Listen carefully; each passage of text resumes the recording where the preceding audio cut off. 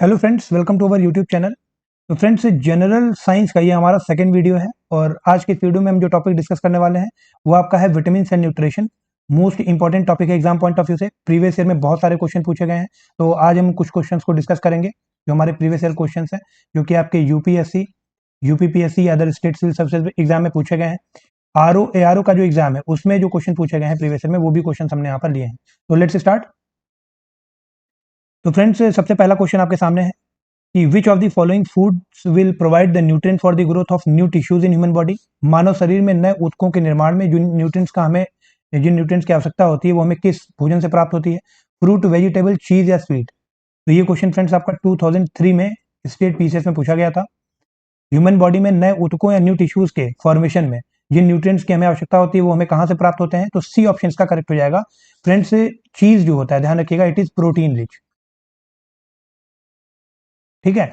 और आप देखेंगे प्रोटीन सबसे ज्यादा हेल्प करता है नए ऊतकों के निर्माण में, जो ग्रोथ ऑफ बॉडी होती है या फिर डेवलपमेंट ऑफ बॉडी होती है। It is we can say that very importantly dependent on the intake of protein. इसलिए आप देखिए, जब आप जिम वगैरह में जाते हैं तो जो जिम ट्रेनर आपका है वो भी आपसे कहता है कि आप प्रोटीन रिच जो फूड है उनको खाइए। ठीक है। अब यहाँ पर फ्रेंड्स हम देखेंगे कुछ प्रोटीन रिच फूड, अगर फूड की हम बात करें तो सबसे पहले आप देखेंगे जो मेन सोर्स है वो आपके पल्सेस हैं। आप दाल खाते हैं घर पे, वो प्रोटीन से भरी हुई होती है। उसके बाद हम देखें सोयाबीन, ये भी आपका प्रोटीन रिच होता है। ठीक है। सोयाबीन के अलावा फ्रेंड्स ग्राउंड नट, और इसके अलावा कुछ फूड ग्रेन्स हैं। ठीक है। कुछ एनिमल प्रोडक्ट्स की अगर हम बात करें तो यहां पर आप देखेंगे मिल्क, चीज और एग। ठीक है। तो ये आपके प्रोटीन रिच फूड्स में कंसीडर किए जाते हैं। तो सी ऑप्शन यहां पर हमारा बिल्कुल करेक्ट हो जाएगा। आगे बढ़ते हैं फ्रेंड्स। अगला क्वेश्चन है, consider the following statements about probiotic food. पहला स्टेटमेंट लिखा है कि the probiotic food contain live bacteria which are considered beneficial to human. और फिर लिख रहा है कि probiotic food helps in maintaining gut flora. ठीक है। ये क्वेश्चन आपका यूपीएससी यानी कि आईएएस के एग्जाम में ऑलरेडी पूछा चुका है 2008 में। तो फ्रेंड्स, अगर हम प्रोबायोटिक्स की बात करें तो प्रोबायोटिक्स क्या होते हैं? We can say that they are good bacteria. ठीक है। अगर हम अपने इंटेस्टाइन में देखें फ्रेंड्स, अगर इंटेस्टाइन की बात करें तो यहां पर आप देखेंगे मोर देन 500 मिलियन आपके बैक्टीरिया यहां पर पाए जाते हैं। इनमें से कुछ गुड गुड बैक्टीरिया होते हैं और कुछ आपके बैड बैक्टीरिया होते हैं। ठीक है। जैसे इंटेस्टाइन में आपका इस्चीरियो कोली बैक्टीरिया पाया जाता है, तो it is a good bacteria. क्यों? क्योंकि आप देखेंगे बहुत सारे जो विटामिन है उनके एब्जॉर्प्शन में ये हेल्प करता है इस्चीरियो कोली बैक्टीरिया। ठीक है। कुछ विटामिन के सिंथेसिस में भी मदद करता है। लेकिन कुछ आपके बैड बैक्टीरिया भी होते हैं। तो जो प्रोबायोटिक है ये आपके गुड बैक्टीरिया में कंसिडर किए जाते हैं। और जो प्रोबायोटिक फूड्स होते हैं इनमें आप कह सकते हैं जो गुड बैक्टीरिया है ये लाइव बैक्टीरिया होता है इन फूड्स में। ठीक है। तो जब हम इनको लेते हैं, इनटेक करते हैं इनका, तो ये हमारे लिए बेनिफिशियल होते हैं। ये कैसे बेनिफिशियल होते हैं? तो फ्रेंड, जो हमारा डाइजेस्टिव सिस्टम है उसमें जो डाइजेस्टिव ट्रैक्ट है, जो डाइजेस्टिव ट्रैक्ट है, ठीक है, आप देखेंगे हमारे डाइजेस्टिव ट्रैक्ट में प्रोकैरियोटिक और यूकैरियोटिक दोनों तरह के सेल्स पाए जाते हैं। अब इन दोनों सेल्स, ये जो दोनों सेल्स हैं प्रोकैरियोटिक और यूकैरियोटिक, ये मिल करके एक सिस्टम का निर्माण करते हैं जिसको हम कह सकते हैं कि एक complex ecological system. Complex ecological system, इसी सिस्टम को हम क्या बोलते हैं? तो हम कह सकते हैं इसी सिस्टम को हम गट फ्लोरा बोलते हैं। ठीक है। यही सिस्टम आपका क्या है? यही आपका गट फ्लोरा। ठीक है। तो जब प्रोबायोटिक फूड हम इनटेक करते हैं तो प्रोबायोटिक फूड्स में आपके बेनिफिशियल बैक्टीरिया होते हैं जो कि इस गट फ्लोरा या इस इकोलॉजिकल सिस्टम को बहुत ज्यादा इनहेंस करने का काम करते हैं। ठीक है। डाइजेशन में हेल्प करते हैं, जो एब्जॉर्प्शन है उसमें मदद करते हैं। तो इस तरह से हम देखेंगे दोनों स्टेटमेंट हमारे यहाँ पर करेक्ट लिखे गए हैं, तो इसलिए सी ऑप्शन इसका करेक्ट हो जाएगा। आगे बढ़ते हैं फ्रेंड्स। अगला क्वेश्चन है, nutraceuticals are products which have. अब न्यूट्रास्यूटिकल्स को आप अगर दो पार्ट में तोड़ दें तो आपको क्लियर हो जाएगा कि ये पूछना क्या चाह रहा है। न्यूट्रा, ये आप कह सकते हैं न्यूट्रिशन के लिए है। ठीक है। और अगर हम स्यूटिकल्स की बात करें तो इसका मतलब हो गया सम मेडिसिनल वैल्यू।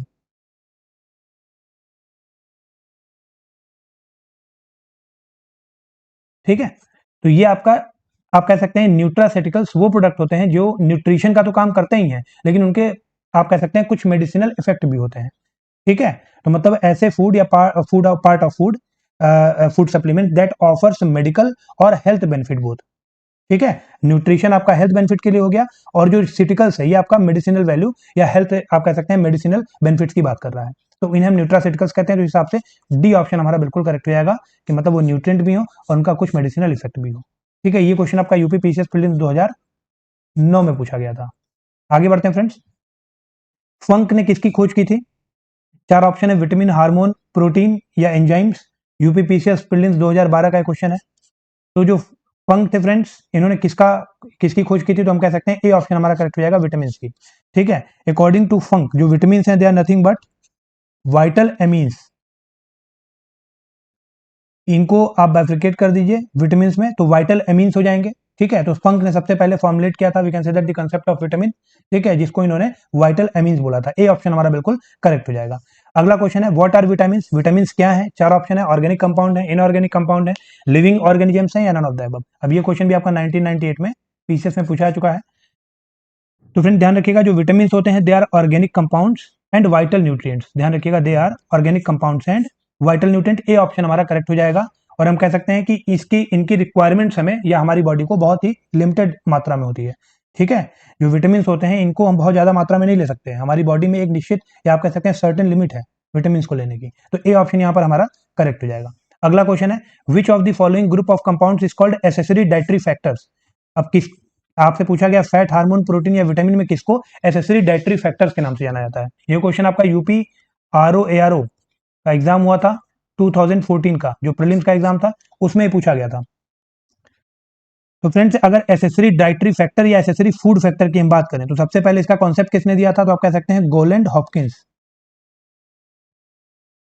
गोलैंड हॉपकिंस, इन्होंने इसका कॉन्सेप्ट दिया था। ठीक है, और एसेसरी डाइटरी फैक्टर का मतलब क्या है कि खाने के अंदर बहुत सारे न्यूट्रिएंट्स होते हैं, लेकिन कुछ न्यूट्रिएंट्स माइक्रो न्यूट्रिएंट्स कहे जाते हैं या जिनकी आवश्यकता हमें बहुत कम मात्रा में होती है। तो ये जो माइक्रो न्यूट्रिएंट्स होते हैं इन्हीं को बोला गया एसेसरी फूड फैक्टर। बाद में यही जो एसेसरी फूड फैक्टर है यही उभर के सामने आया, हम कह सकते हैं बायोलॉजी में विटामिन के नाम से। तो जो विटामिन होते हैं आप देखेंगे उनकी मात्रा बहुत कम मात्रा में उनकी हमें आवश्यकता होती है बॉडी को। ठीक है, तो ये आपके जो एसेसरी फूड फैक्टर्स हैं ये ट्रेस आप कह सकते हैं ट्रेस मिनरल्स या आप कह सकते हैं ट्रेस सब्सटेंसेस या इसे ट्रेस इसेंशियल सब्सटेंसेस। जो महत्वपूर्ण सब्सटेंसेस हैं जिनको हमें बहुत कम मात्रा में बॉडी को जिनकी आवश्यकता होती है वो आपके एसेसरी फूड फैक्टर या एसेसरी डाइटरी फैक्टर होते हैं। गॉलैंड हॉपकिंस के द्वारा ये कॉन्सेप्ट दिया गया। बाद में यही जो एसेसरी फूड फैक्टर्स हैं इनको हम विटामिन के नाम से जानने लगे। ठीक है, तो डी ऑप्शन यहाँ पर हमारा बिल्कुल करेक्ट हो जाएगा। आगे बढ़ते हैं फ्रेंड्स। अगला क्वेश्चन असर्प्शन रीजन कथन कारण का है। कथन आपका लिखा हुआ है कि most of the vitamin are not synthesised in human body. कारण इसका लिख रहा है कि human organ synthesise only essential micronutrient. अब मैंने आपको पहले बताया कि अगर ओनली लग जाए, ऑलवेज लग जाए, ऑल लग जाए, है ना, तो जनरली वो स्टेटमेंट गलत ही माना जाता है। ठीक है, क्योंकि कुछ भी एब्सोल्यूट नहीं होता है, हर चीज का अपवाद आपको मिल जाएगा। तो ह्यूमन ऑर्गन्स केवल इसेंशियल माइक्रोन्यूट्रिएंट्स ही नहीं आप कह सकते हैं सिंथेसाइज करते हैं, और भी न्यूट्रिएंट सिंथेसाइज करते हैं।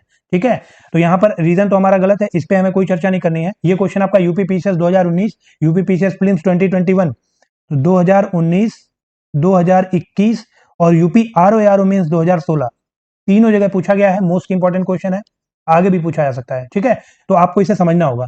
तो फ्रेंड, जो विटामिन होते हैं आप देखिए यहाँ पहला रीजन तो हमारा गलत है। असर्प्शन में लिखा हुआ है कि most of the vitamin are not synthesised in our body. तो बिल्कुल सही बात है। सारे आप देखेंगे जो विटामिन है उसमें कुछ ही विटामिन ऐसे हैं जिनको हमारी बॉडी के अंदर सिंथेसाइज किया जाता है हमारे ऑर्गन्स के द्वारा। ठीक है, ज्यादातर जो विटामिन है वो हमें बाहर से लेने होते हैं डाइट के माध्यम से।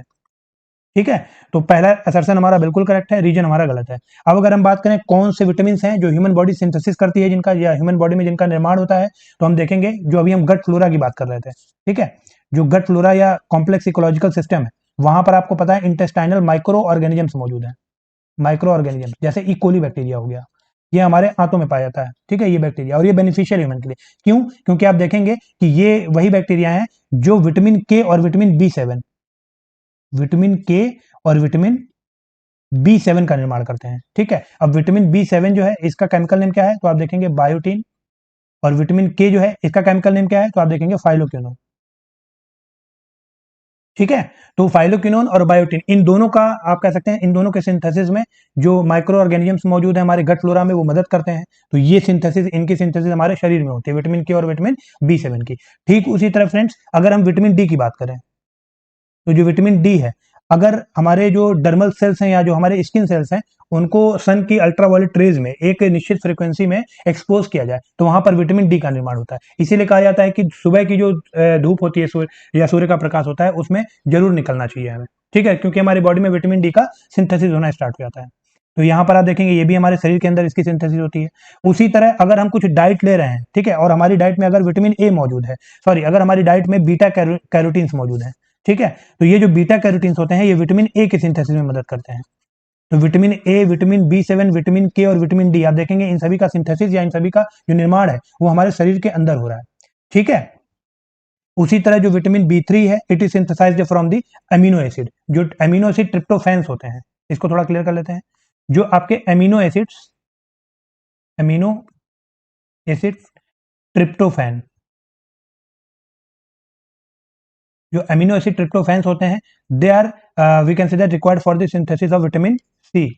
ये विटामिन सी का निर्माण करते हैं, ठीक है, सॉरी, विटामिन बी3 का निर्माण करते हैं, विटामिन बी3, ठीक है, जो नियासिन है विटामिन बी3 उसका सिंथेसिस करते हैं जो अमीनो एसिड्स होते हैं ट्रिप्टोफैन में प्रेजेंट होते हैं। अब ट्रिप्टोफैन्स क्या होते हैं, यहां पर मैं लिख दे रहा हूं, ट्रिप्टोफैन्स आप कह सकते हैं कि ये वो सब्सटेंसेज हैं, ठीक है, जिनमें प्रोटीन बहुत ज्यादा मात्रा में पाया जाता है, या आप कह सकते हैं प्रोटीन की सिंथेसिस में ये बहुत सहायक होते हैं, ठीक है। इनको आप एसेंशियल एमिनो एसिड्स कह सकते हैं। जो ट्रिप्टोफैन्स होते हैं they are essential amino acids, ठीक है। अब ये प्रोटीन सिंथेसिस में बहुत ज्यादा मदद करते हैं, इसीलिए जो प्रोटीन रिच फूड्स हैं हमारे, जैसे एनिमल प्रोडक्ट हो गए आपके, चीज मैंने बताया था, ठीक है, चिकन हो गया, एग हो गया, चीज हो गया, मिल्क हो गया, फिश हो गया, पीनट हो गया, पंपकिन हो गया, इन सभी में आप देखेंगे ट्रिप्टोफैन बहुत ज्यादा मात्रा में पाए जाते हैं। तो जब ये हम खाते हैं तो हमें प्रोटीन मिलता है, ट्रिप्टोफैन मिलते हैं जो कि एसेंशियल एमिनो एसिड्स हैं, ये प्रोटीन सिंथेसिस में मदद करते हैं। साथ ही साथ आप देखेंगे कि यही जो ट्रिप्टोफैन्स हैं ये आपके विटामिन बी3 की सिंथेसिस में मदद करते हैं या नियासिन की सिंथेसिस में। तो यहाँ पर हम देखें पहला जो ऑप्शन हमारा असर्शन लिखा हुआ है ये तो बिल्कुल करेक्ट लिखा गया है कि बहुत सारे विटामिन ऐसे होते हैं जो हमारी बॉडी के अंदर सिंथेसाइज नहीं होते हैं, ठीक है।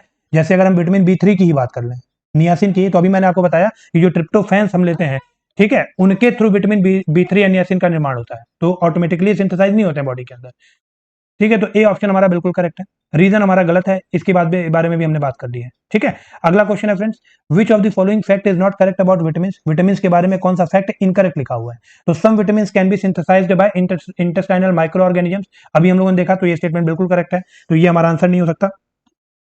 उसके बाद फ्रेंड्स ऑप्शन बी लिखा हुआ है कि some vitamin act as hormone. अब यहाँ पे हम देखेंगे जो विटामिन डी है हमारा, ध्यान रखिएगा, ये हार्मोन की तरह एक्ट करता है, ठीक है। तो बी ऑप्शन भी हमारा सही है, तो ये भी हमारा आंसर नहीं हो सकता क्योंकि आपसे इनकरेक्ट पूछा गया है। अगला ऑप्शन है कि some vitamin are stored in our body, तो आप देखेंगे विटामिन ए जो है ये हमारे लिवर में स्टोर होता है, ठीक है, जो हमारा लिवर है यहाँ पर विटामिन ए का स्टोरेशन होता है। तो सी वाला ऑप्शन भी हमारा करेक्ट है, ये भी हमारा आंसर नहीं हो सकता।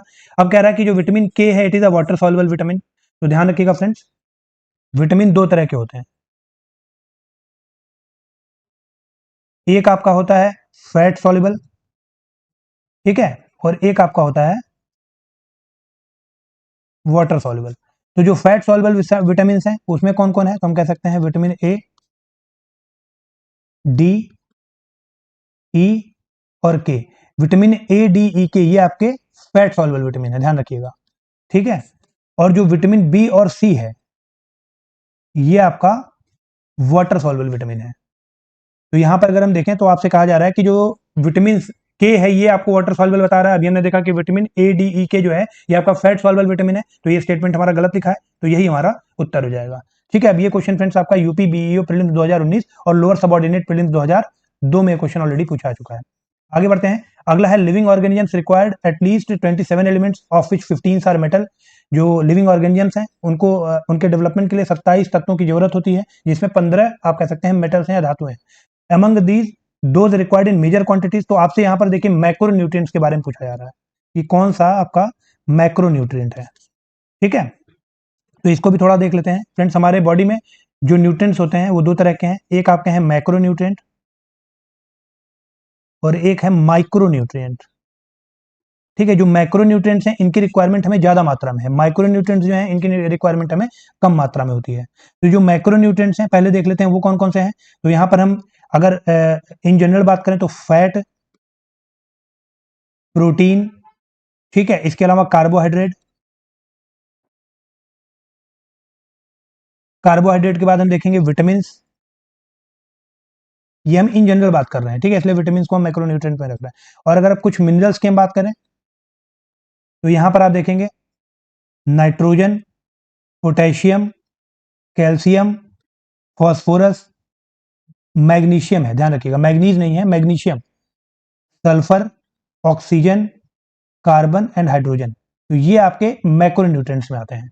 Nitrogen, potassium, calcium, phosphorus, magnesium, sulphur, oxygen, carbon and hydrogen, ये आपके मैक्रोन्यूट्रिएंट्स हैं, मतलब इनकी रिक्वायरमेंट हमें यह बॉडी में ज्यादा मात्रा में होती है।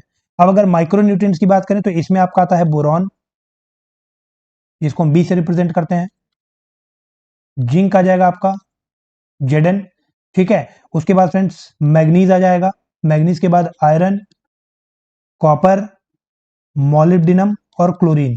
तो ये आपके माइक्रोन्यूट्रिएंट्स हैं, ध्यान रखिएगा, boron, zinc, manganese, iron, copper, molybdenum और क्लोरीन। तो ये क्वेश्चन बहुत इंपॉर्टेंट है, एग्जाम में कई बार पूछा जाता है, ध्यान रखिएगा।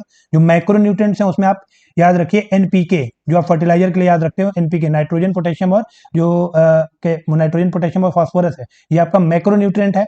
इसी के अलावा कैल्शियम, मैग्नीशियम आपका मैक्रोन्यूट्रिएंट है और मैग्नीज ध्यान रखिएगा ये आपका माइक्रोन्यूट्रिएंट है। मतलब मैग्नीशियम आपका मैक्रो है, ज्यादा मात्रा वाला, और मैग्नीज कम मात्रा वाले में आता है, ठीक है। इसके अलावा सल्फर, ऑक्सीजन, कार्बन, हाइड्रोजन हो गया मैक्रोन्यूट्रिएंट में, और माइक्रो में आपका हो जाएगा आयरन, मोलिब्डेनम, कॉपर और क्लोरीन, ठीक है। तो यहां पर आप देखिए जो हमारा सी ऑप्शन है, यहां पर आपको देखने को मिलेगा पोटेशियम, सोडियम, मैग्नीशियम और कैल्शियम। तो ये आपके मैक्रोन्यूट्रिएंट्स हैं, पोटेशियम, सोडियम, मैग्नीशियम और कैल्शियम, ये आपके मैक्रोन्यूट्रिएंट्स हैं। तो सी ऑप्शन यहां पर हमारा करेक्ट हो जाएगा। यूपीएससी 1996 के पेपर में ये क्वेश्चन प्रीलिम्स में पूछा गया था। आगे बढ़ते हैं, अगला है apples have special value for heart patient. जो हार्ट पेशेंट्स होते हैं उनको बताया जाता है कि आप एप्पल खाइए, सेब खाइए। ऐसा क्यों कहा जाता है? Because they are rich source of what? तो sodium, potassium, phosphorus, magnesium, potassium, phosphorus या पोटेशियम ओनली। अब ये क्वेश्चन आपका यूपी पीसीएस मींस 2014 में ऑलरेडी पूछा चुका है।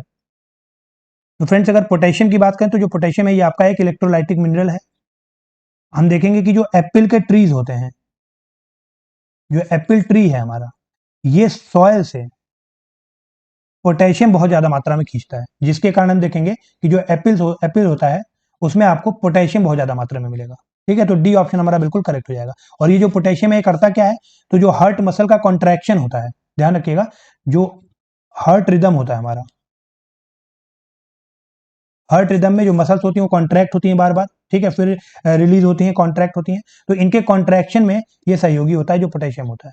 तो we can say that it is essential for the healthy heart rhythm through muscle action.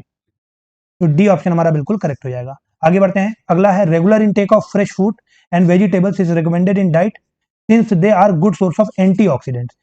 आपको डॉक्टर हमेशा कहते होंगे कि फ्रेश फ्रूट और वेजिटेबल्स ये आप अपने डाइट में शामिल कीजिए और रेगुलर बेसिस पे इसको खाइए, क्योंकि ये एंटीऑक्सीडेंट्स के बहुत अच्छे सोर्स होते हैं। अब एंटीऑक्सीडेंट्स क्या मदद करते हैं हमारी हेल्थ में?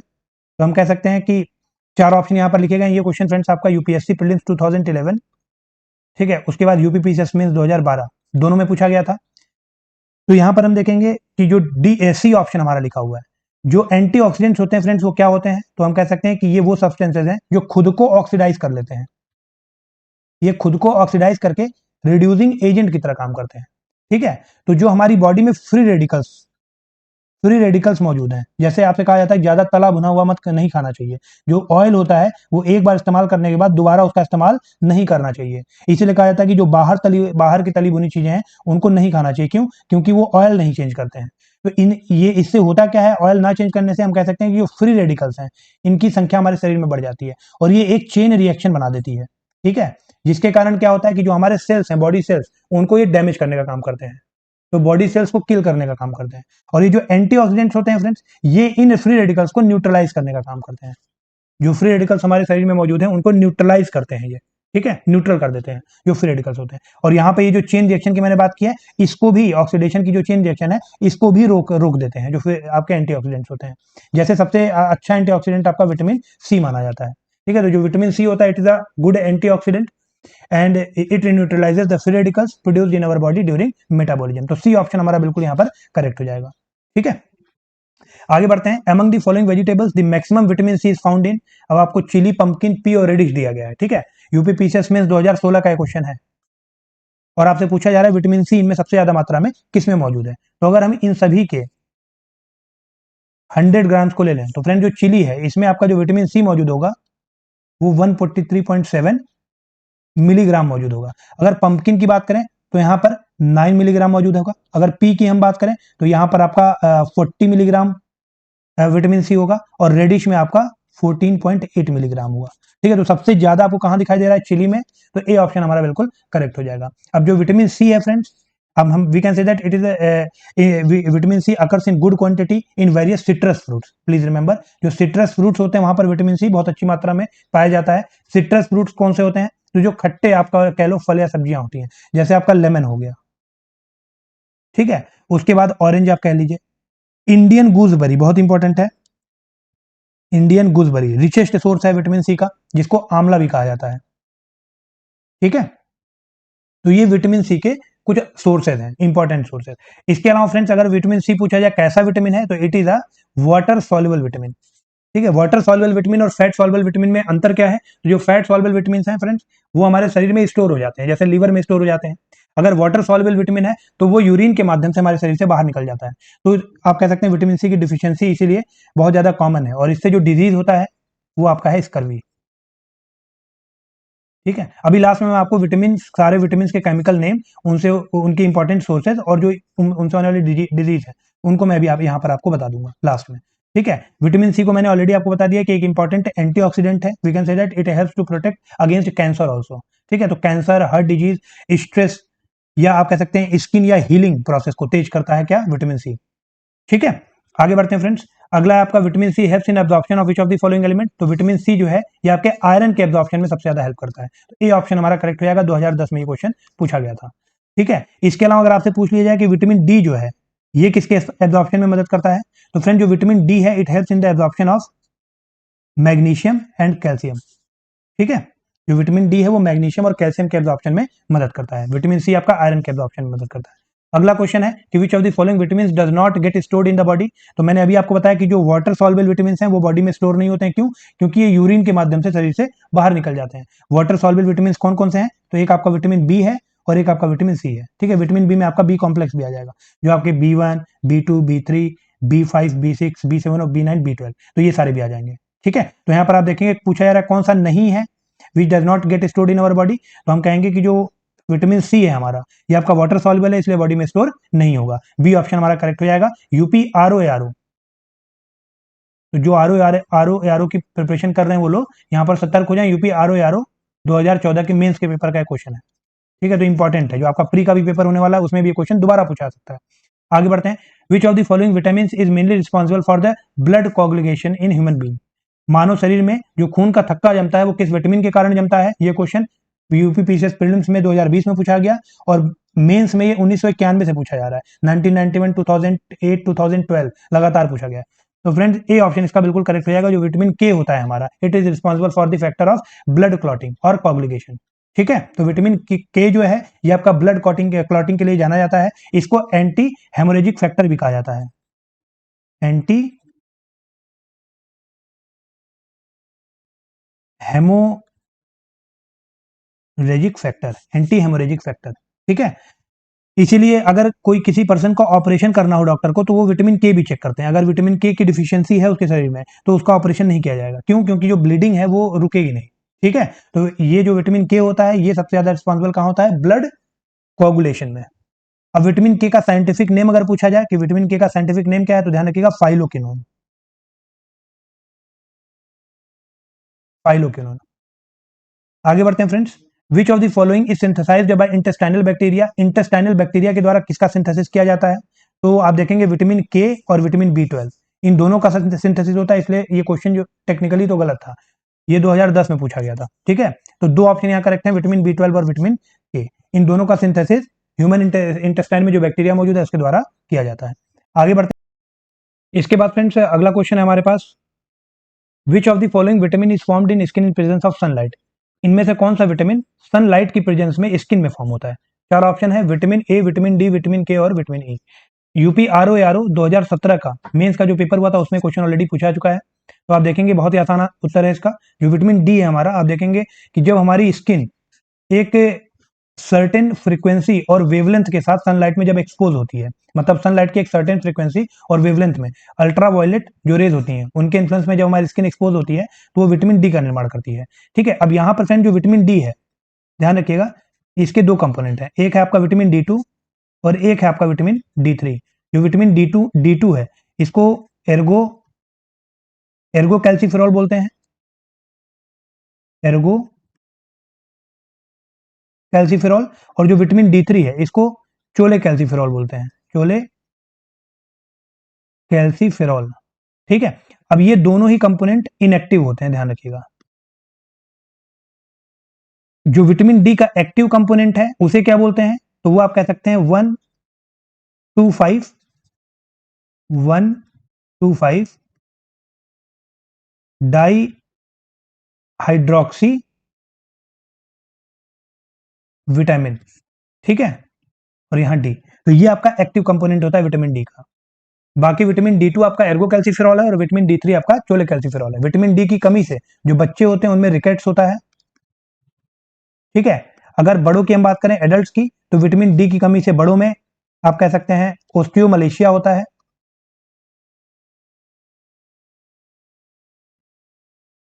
अगर विटामिन डी और कैल्शियम, अगर डी एंड कैल्शियम इन दोनों की कमी है तो एडल्ट्स में ओस्टियोपोरोसिस होता है। तो ये सारे ही क्वेश्चन इंपॉर्टेंट है एग्जाम पॉइंट ऑफ व्यू से। ठीक है, एग्जाम में ये पहले पूछे आ चुके हैं। आगे बढ़ते हैं friends.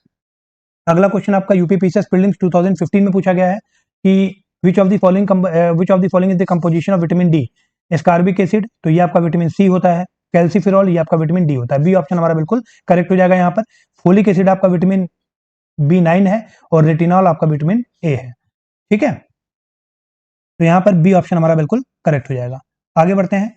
Which of the following vitamin is considered as hormone. तो फ्रेंड जो विटामिन डी है, ध्यान रखिएगा, इसको हार्मोन भी कंसिडर किया जाता है। अभी मैंने आपको बताया इसके दो कंपोनेंट होते हैं, एक है आपका डी टू और एक है आपका डी थ्री। डी टू क्या है, तो ये आपका एर्गो कैल्सीफेरॉल और ये आपका चोले कैल्सीफेरॉल।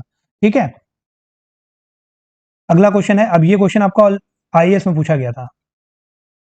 अगला क्वेश्चन है कि which one of the following pair is not correctly matched, कौन सा इनकरेक्टली मैच्ड है। तो जो नियासिन है ये आपका विटामिन बी थ्री है और इसकी कमी से पेलाग्रा होता है। थाइमीन जो है ये आपका विटामिन बी वन है, इसकी कमी से बेरी होता है। विटामिन डी जो है बच्चों में इसकी कमी से रिकेट्स हो जाता है। विटामिन के की कमी से स्टेरिलिटी लिखा हुआ है, तो ध्यान रखिएगा ये विटामिन ई से रिलेटेड है। विटामिन के की कमी से जो ब्लड क्लॉटिंग है ये नहीं होती है। We can say that the deficiency of vitamin K causes a problem in blood coagulation, जो ब्लड कोगुलेशन है वो नहीं होगा। ठीक है, तो डी वाला ऑप्शन हमारा इनकरेक्ट है, तो यही हमारा उत्तर हो जाएगा। आगे है deficiency of which vitamin can cause night blindness, किस विटामिन की कमी से नाइट ब्लाइंडनेस होता है। तो नाइट ब्लाइंडनेस को निक्टोलोपिया भी कहा जाता है, निक्टोलोपिया। ये आपका विटामिन ए की कमी से होता है। फ्रेंड जो हमारी रेटिना होती है, नेत्र में जो रेटिना है वहां पर एक प्रोटीन मौजूद है जिसे आप कह सकते हैं ऑप्सिन। ठीक है, ये विटामिन ए के साथ मिलकर के एक बहुत ही इंपॉर्टेंट कोनिकल सेल बनाते हैं जिन्हें रोडोप्सिन बोला जाता है, रोडोप्सिन। तो ये जो कोनिकल सेल हैं ये हमें लो लाइट विजन देते हैं। लो लाइट या रात के समय में जो हम देख पाते हैं वो इन्हीं सेल्स के कारण देख पाते हैं। तो अगर विटामिन ए की कमी हुई तो आपके ये जो कोनिकल सेल्स हैं रोडोप्सिन ये बनने बंद हो जाएंगे। अब जब रोडोप्सिन की कमी होगी तो जो लो लाइट विजन है वो भी हमारा इफेक्ट होगा, या हम कह सकते हैं कि रात में हमें दिखाई नहीं देगा। तो सी ऑप्शन हमारा बिल्कुल करेक्ट है। यहीं पर एक क्वेश्चन बनता है कलर ब्लाइंडनेस का। ठीक है, नाइट ब्लाइंडनेस तो आपके विटामिन ए की कमी के कारण होता है, लेकिन अगर पूछ लिया जाए कि कलर ब्लाइंडनेस ये किस विटामिन की कमी से होता है, तो ध्यान रखिएगा ये किसी विटामिन की कमी से नहीं होता है, ये आपका वंशानुगत है, ये आपका हेरिडिटरी है। ठीक है, तो जो कलर ब्लाइंडनेस है ये आपका वंशानुगत है। तो सी ऑप्शन हमारा बिल्कुल करेक्ट हो जाएगा। आगे बढ़ते हैं friends. In human body vitamin A is stored in, तो मैंने आपको बताया कि जो विटामिन ए है वो आपका लिवर में स्टोर होता है। Vitamin A is largely stored in the liver in human body. ठीक है, इसका केमिकल नेम क्या है, तो केमिकल नेम है आपका रेटिनॉल। और आपका जो विटामिन ए है इसकी कमी से कौन सा डिजीज होता है, तो वो आपका होता है निक्टोलोपिया, ये भी हम लोगों ने बात कर ली। ठीक है, नाइट ब्लाइंडनेस। आगे बढ़ते हैं। Which one of the following contains more vitamin a content, किसमें विटामिन ए सबसे ज्यादा पाया जाता है, जो आपको ऑप्शन दिए गए हैं। तो स्पिनाच जो है it is a rich source of iron, please remember, ये आयरन का रिच सोर्स है, हालांकि इसमें विटामिन ए भी पाया जाता है। ठीक है, यहाँ पर फ्रेंड्स कैरेट हमारा सही आंसर हो जाएगा। जो कैरेट है, गाजर, it is the richest source of vitamin A.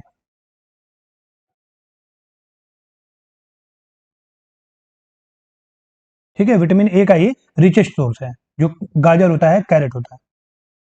इसके बाद आगे बढ़ते हैं friends. Which of the following is the richest source of vitamin A. अब यहाँ पर जो ऑप्शन दिए गए उनके हिसाब से आपसे पूछा गया कि रिचेस्ट सोर्स कौन सा है। तो आपका पपाया में भी विटामिन ए पाया जाता है और मैंगो में पाया जाता है, लेकिन जो मैंगो है इनमें सबसे रिचेस्ट सोर्स है।